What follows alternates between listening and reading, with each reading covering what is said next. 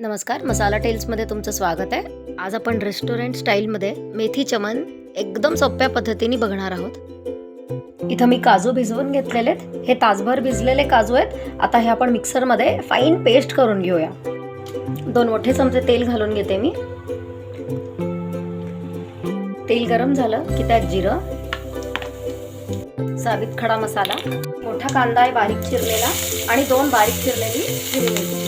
हे छान परतून घेते. आपल्याला कांदा छान लाल करून घ्यायचा आहे. आता थोडा मऊ झाला की यात आलं लसूण पेस्ट घालते मी, एक अर्धा चमचा. आपल्याला कांद्याबरोबर छान परतून घ्यायची आहे. कच्चा वास गेला पाहिजे आलं आणि लसणीचा. कांद्याचा रंग बदलला, कांदा छान परतला की यात थोडीशी बारीक चिरलेली कोथिंबीर आणि एक मीडियम साईजचा टमाटा.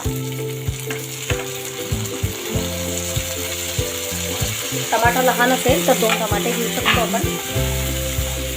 आता टमाटा छान मऊ पडेपर्यंत आपल्याला हे परतून घ्यायचं आहे. टमाटा छान मऊ पडला की यात धुवून ठेवलेली मेथी आहे.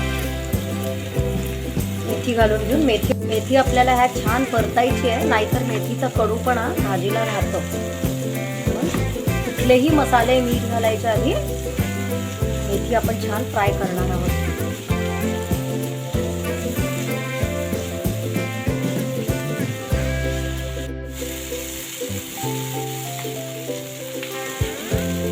बघू शकता तुम्ही मेथी छान परतून घेतली आहे.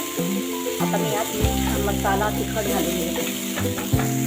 अर्धा चमचा गरम मसाला, चवीपुरतं मीठ, एक अर्धा चमचा तिखट, करून ठेवलेली काजूची पेस्ट आहे ती पेस्ट आपण घालून घेऊया.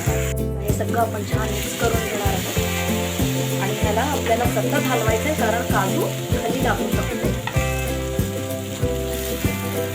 चिरून घातलेलं पनीर घालून घेते मी. हे मी बारीक तुम्ही किस करून घेतलेले घालू शकता. मी डायरेक्टली किसून सुद्धा घालू शकता. किसून मी क्यूब्स पण घालणार आहे आणि किसून सुद्धा घालणार आहे.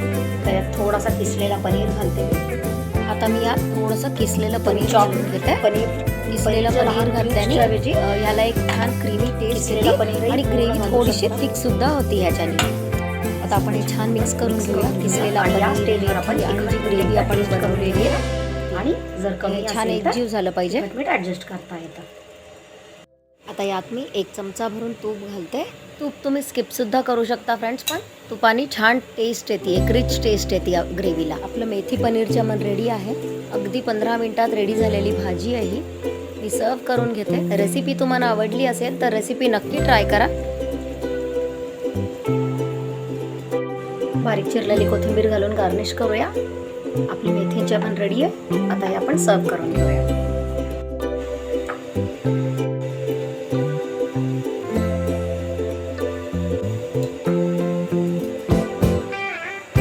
सिंपल आणि झटपट होणारी रेसिपी आहे. नक्की ट्राय करा आणि चॅनलवर पहिल्यांदाच आला असतात तर चॅनलला सबस्क्राईब नक्की करा.